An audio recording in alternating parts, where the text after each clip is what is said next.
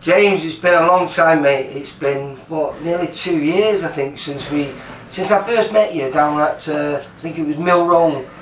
You were doing some sparring down there at Mickey's gym, and it was all hoping, because I think we were actually in lockdown then when I interviewed you for the first time, because you just put pen to paper with my boss and your manager Steve Wood. Yeah. Thought you were going to get out, but because of lockdown and everything what's happened, it's now been nearly 2 years. But do you know something? Nearly 3, I would say. Is it? I was 19, and just turned 19 I was. So yeah, just over 2.5 years. So what are you, 21 now? 21, yeah. So when you're 22? In March next year. March, so just over 2 years, like, you know. 2 years. So it's been a long process. But do you know something? I remember watching you, and a real raw novice, because you'd only had a handful of amateur fights, yeah. 12 amateur fights, so it wasn't a lot. It wasn't a brilliant record or anything like that, but you know, you always wanted to do this, and I watched you sparring and felt like, oh, you've got something there, you know. But you've been working hard, really hard. I mean, the shape on you now is, you don't even look like the same person that I spoke to 2 years ago, mate. It's been a struggle. It's like I've been through a couple of gyms. I've had a bit of family problems with, like, obviously, like, I've got 11 brothers and sisters, so a couple of them have been getting out of foster care and stuff like that, so it's not like... most of your teenage years were in foster care, wasn't you? Yeah. It's not like a normal boxer's life where they just eat, they train, they sleep. Mine's eat, train, sleep, and family, and this and that, you know what I mean? So there's loads of struggle to come with it. So the fact that over 2 years that I've carried it on and still trying to do something just shows that I'm not stopping here, innit? I'm going to keep going and going to get to where... No, like I say, you've had plenty of setbacks and everything, but like you've stuck at it, and big improvements today. I've seen real big improvements. You're now training at 12 Keys in Birkenhead with Mickey Allen, and Mickey's a good guy.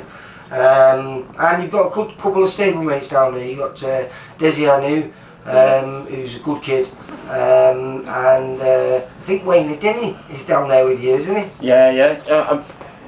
Wayne Denny's, I've seen him a couple of times, like, but I think with work or stuff like that, he's in the night time. He does night time, so I do mornings. That's why I know Desi that more than Wayne, because me and Desi. Plus Desi's your weight and or closer to your weight, because he's probably well away, isn't he? Yeah. And you're hopefully going to be fighting either super lightweight or lightweight. We don't know yet. Nah, super lightweight too big for me. I'm a lightweight now, but I'm going to get down to super feather. If it kills me though, I'm just going to stay at lightweight because I'm strong. We don't have to worry about that. Your first 5-6 fights are to find out what can be, what weight is going to be the best you.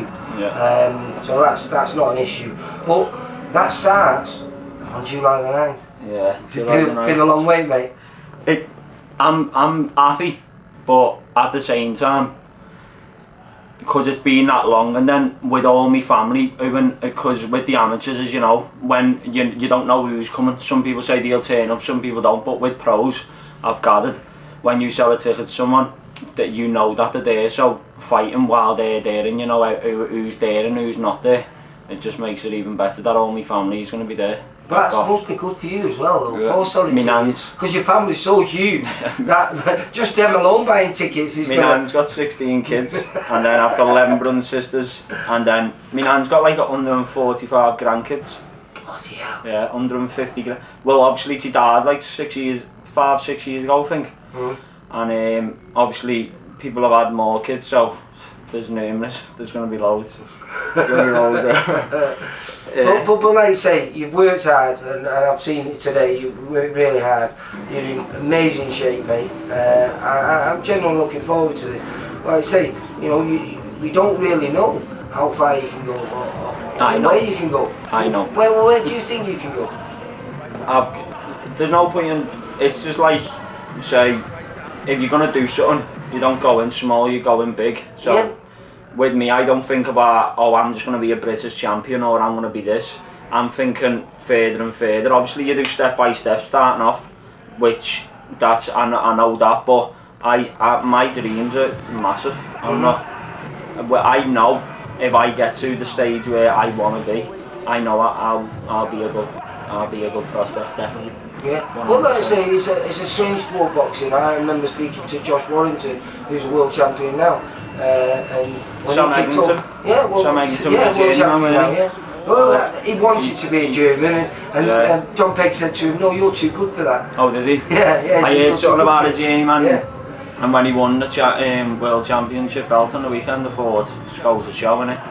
People doubt themselves and start off, well, think small, but you have to think about the big picture and think about... He never did think about the big picture, he just took one fight at a time, so that's why I say to him, just take it one fight at a time, and what happens, happens. But as long as you work hard, this is a sport that work hard really just pay off. And like I said, Josh Warrington was saying, he wants to be a British champion. And then when he became British champion, he said, what do I do? Do I quit? Or do I just set my sights and go for the next gold? And that's what he kept doing, and suddenly he's a world champion.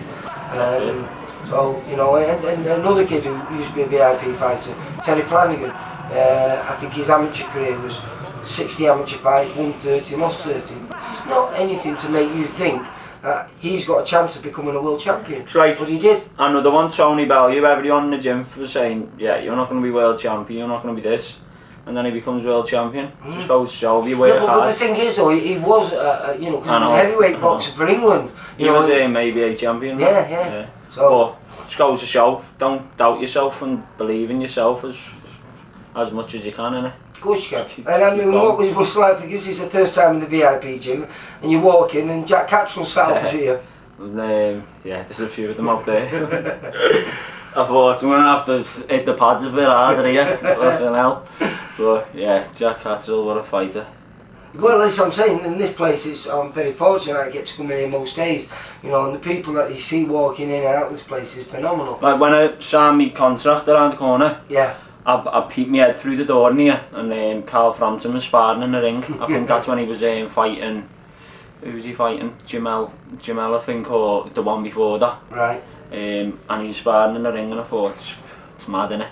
Like you can, in different gyms. Well, you've been preparing well though, isn't it? Because I've seen some photos of a kid who's fighting on the same night as you, Liam Moon. Oh, and Liam Moon's a good kid. Yeah, like Liam. I've been sparring Liam quite a bit. Yeah. Leading up to my fight, we've had about 40 rounds, I would say, up to now. But I've sparred him once before, but yeah, Liam Moon, he's a good fighter. Yeah. And a nice kid. He's a great kid, great kid. From a fighting family as well. I think Alex Moon is his uncle, isn't it? Yeah, dead former British and Commonwealth champion, I think. Alex Belter. He was a belter back in the day. But like I say, I'm looking forward to this on the 9th. We've got a great top of the bill on there, central area fight between Jake Barton. I was in Jake was one of your, yeah, of course. Jake, Belter. Lovely, lovely lad, yeah. Same as coach, great guy. So, but you seem happy. It's actually mad with Jake because I know how Jake trains behind closed doors, so I know how much he wants this fight, you know what I mean? Like, we used to be on, Jake still now, and Sean Kearns. They're on the beach 3 times a week, running up the dunes, up and down at 6 in the mornings. That's what we used to do and stuff like that. So and that's horrible, that running crazy, on those dunes, isn't it? Makes everything 10 times harder. But when I started doing them, before you know it, I was doing 6 rounds sparring, comfortable and stuff like that. So I remember rightly when we were speaking to you, your first love was football, wasn't it? Yeah. And you were that's where your fitness came from originally, wasn't it? I've just always been fit in like the running part. And then when I was in a care home, my care home said that you're not going footy anymore and stuff, so I was just fighting on the street, so I just thought get into boxing. And then he had my first fight when my dad got out of jail and knocked the kid out in the second round. Is that when you fell in love with boxing then? Yeah, nah, it was, I did like it, but I didn't fall in love with it until everyone was like when I was in football, it was like the team. If I scored an hat-trick in the game, it'll be like, yeah, the team won, not Fran scored an hat-trick. Yeah, the glory. But when I knocked that kid out, everyone at my fights after was going, oh, can't wait to get there, and all cheering me on. I was thinking, yeah, boxing's well better than football. It's all, if you work hard, it's all about you and no one else. Obviously with your trainers putting the work in that, but when you do it, it's all your credit in it, you know what I mean? Well, listen, hopefully I'll be talking to you on the 9th, and I'll be saying win number 1, mate. Yeah. Hopefully after this fight, I'm just gonna every 6 weeks then, because obviously in fight I'm fight fit. I've been doing good rounds in the gym and stuff. So after this fight, I'm just gonna keep getting my weight down, or even fighting at this Yeah, well, weight. that's it. You just stay in the gym, stay ready, and when you get that phone call, and the good thing about you with having such a big family, you've got a good chance of being able to sell tickets. And I know it sounds horrible, but selling tickets is what gets you opportunities. That's business, isn't it? So, well, it is business, and so if they can get behind you and keep coming out, keep supporting you, so you can get those early learning fights, because you do need those fights. You need those first 6, 7, 8 fights to make sure that when you do get to a level, you can stay there and progress. So good luck for the 9th.